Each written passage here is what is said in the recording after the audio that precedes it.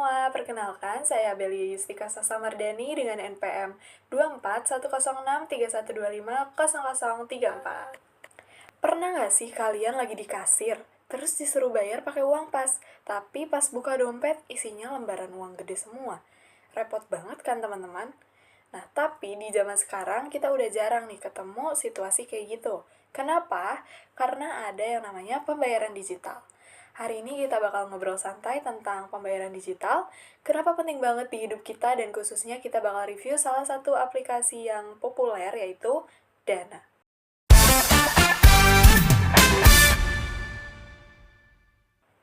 Jadi jangan kemana-mana karena pembahasan kali ini bakal menarik banget. Simak terus videonya sampai habis. Pembayaran digital itu simple banget. Jadi, itu tuh kayak cara bayar pakai sistem elektronik, teman-teman. Biasanya bisa lewat aplikasi di handphone. Jadi, bukan lagi pakai uang tunai ataupun gesek kartu, tapi cukup scan QR aja, klik tombol, dan beres. Kalau dianalogikan, pembayaran digital itu kayak remote control buat uang kita. Dulu uang harus fisik, sekarang tinggal klik aja, uang pindah dari satu dompet ke dompet lain. Kenapa sih banyak orang pindah ke digital? Ada beberapa alasan, teman-teman. Yang pertama, praktis. Jadi, kita nggak perlu bawa uang receh segenggam buat bayar parkir. Yang kedua, cepat. Cuma butuh beberapa detik aja, nggak pakai antri-antri lama lagi tuh di kasir. Yang ketiga, aman.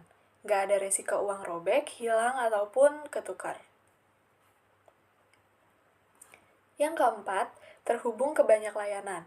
Dari belanja online, bayar listrik, sampai beli kopi di warung, semuanya bisa melalui pembayaran digital. Contohnya, dulu kalau mau transfer uang ke teman, kita harus ke ATM. Kalau sekarang, cukup klik aplikasi, 5 detik sampai. Sesimpel ngirim chat di WhatsApp ya teman-teman. Di Indonesia sendiri, pembayaran digital ini berkembang super cepat banget. Ada banyak permainan besar seperti OVO, GoPay, Link Aja, ShopeePay, dan tentu saja yang akan kita bahas yaitu Dana. Apalagi sejak ada QRIS, sekarang hampir semua toko kecil ini sampai mall besar bisa terima pembayaran digital. Artinya apa? Artinya masyarakat ini makin terbiasa untuk hidup cashless. Bahkan ada yang bilang, dompet fisik sekarang lebih sering buat nyimpen KTP sama SIM aja, bukan buat nyimpen uang. Nah, dari banyak aplikasi itu, hari ini kita akan review aplikasi Dana, dan Dana ini diluncurkan pada tahun 2018, dan sekarang udah punya ratusan juta pengguna di Indonesia. Dana ini ibarat kayak dompet digital yang all-in-one, yang bisa dipakai buat bayar apa aja, transfer ke siapa aja, dan bahkan menabung. Oke teman-teman, sekarang kita akan membahas fitur-fitur utama yang ada di aplikasi Dana. Yang pertama ini ada isi saldo. Nah, isi saldo ini ibarat ngisi bensin ke motor. Supaya bisa jalan, dompet Dana juga harus diisi dulu lewat bank teman-teman, minimarket ataupun debit card. Yang kedua, minta dan kirim uang. Ini fitur inti, mau minta patungan makan, tinggal klik minta, dan kalau mau transfer ke teman atau ke rekening bank, tinggal klik kirim. Praktis banget, kayak lagi main game ya teman-teman, tinggal pencet tombol aja. Selanjutnya ini ada pulsa dan data, listrik, cicilan. Nah ini tuh kayak mini marketplace-nya kita lah, semua kebutuhan bulanan kita bisa langsung dibayar lewat aplikasi ini. Kemudian ada juga Dana Deals dan A Plus Rewards. Ini tuh fitur promo buat yang suka-suka hemat ya teman-teman. Ini tuh kayak berburu diskon di mall lah ibaratnya. Kemudian ada Google Play Zone. Nah ini tuh surga banget nih buat para gamers-gamers. Karena kalau mereka mau top up game, ini bisa juga lewat saldo Dana teman-teman. Kemudian ada juga fitur Dana Plus dan Lihat Semua. Nah, ini tuh fitur premium dan daftar layanan lengkap dari mulai BPJS, zakat, asuransi, sampai pajak juga ada loh teman-teman. Kemudian ada juga Dana Protection. Nah, ini tuh semacam bodyguard digital, jadi kalau ada transaksi yang gagal ataupun ada transaksi yang pending, uang kita dijamin aman. Oke teman-teman, tadi kita udah membahas soal fitur utama ya di aplikasi Dana. Sekarang kita akan membahas kelebihan Dana secara keseluruhan. Yang pertama, kayak yang sempat aku mention di awal tadi ya, praktis dan juga serba bisa. Jadi semua transaksi ada di satu aplikasi aja. Nggak perlu buka-buka banyak platform dan nggak perlu ribet. Kemudian yang kedua, biaya murah. Transfer ke bank ini sering banget gratis, apalagi via BI Fast teman-teman.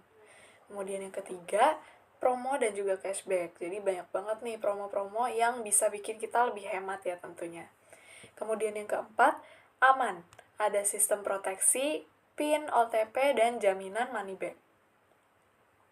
Kemudian selanjutnya, universal. Bisa dipakai di merchant offline lewat QRIS. Jadi belanja di warung pun sekarang bisa lewat Dana ya teman-teman. Oke teman-teman, tadi kita udah bahas mengenai kelebihannya Dana. Sekarang kita akan membahas soal kekurangan Dana secara keseluruhan juga. Pastinya di aplikasi nggak mungkin sempurna ya, nggak mungkin cuma ada kelebihannya aja, pasti ada kekurangannya juga. Ada beberapa kekurangan di Dana, diantaranya yang pertama, kita wajib top up. Jadi kalau saldonya kosong ya harus diisi dulu. Beda sama kartu debit yang bisa langsung tarik dari bank. Yang kedua, limit transaksi. Kalau belum upgrade ke premium, limit saldo dan transaksinya ini kecil banget. Kemudian yang ketiga, tergantung internet. Kalau nggak ada internet, ya wassalam, nggak akan bisa dipakai. Kemudian yang keempat, kadang pending teman-teman. Jadi kalau sistem partnernya error, transaksi ini bisa pending walaupun saldo kepotong duluan. Oke, itu dia kelebihan dan kekurangannya dari Dana. Sekarang aku akan mention sedikit mengenai fenomena unik yaitu Dana kaget. Nah, ini tuh fitur yang bikin heboh kita semua ya teman-teman, yaitu Dana kaget. Nah, di fitur ini tuh yang dimana seseorang ini bisa ngasih saldo ke banyak orang sekaligus. Biasanya lewat link teman-teman. Nah, link ini tuh sering di-share di grup WA, Telegram, atau bahkan di live TikTok. Contoh analoginya gini. Bayangin ada orang traktir es krim, tapi dia taruh di meja umum. Jadi, siapa cepat dia dapat, teman-teman. Nah, gitu juga dengan Dana kaget. Siapa yang klik duluan, dia yang dapat saldonya. Fenomena ini bikin Dana semakin populer karena orang-orang jadi tertarik berburu saldo gratis. Selain itu, banyak kreator atau komunitas yang pakai Dana kaget buat bikin giveaway yang seru. Jadi, secara marketing Dana ini jenius banget ya, karena bikin orang penasaran dan makin sering buka aplikasinya. Oke teman-teman, jadi kesimpulannya Dana adalah salah satu aplikasi transfer yang paling praktis di Indonesia. Kemudian fitur-fiturnya juga lengkap, keamanannya terjamin, dan bahkan punya inovasi unik kayak Dana kaget yang bikin heboh di sosial media. Tentu aja ada plus minusnya, tapi kalau teman-teman butuh dompet digital buat transaksi harian, Dana ini bisa jadi pilihan yang solid. Kalau ada aplikasi lain yang mirip kayak Dana, pasti punya keunggulannya masing-masing. Tapi buat sekarang, Dana masih jadi salah satu yang paling terdepan. Jadi gimana menurut teman-teman semua? Lebih sering pakai Dana, OVO, GoPay, atau aplikasi pembayaran lain? Terima kasih sudah menyimak video ini sampai habis. Semoga bermanfaat. See you on the next video. Bye-bye.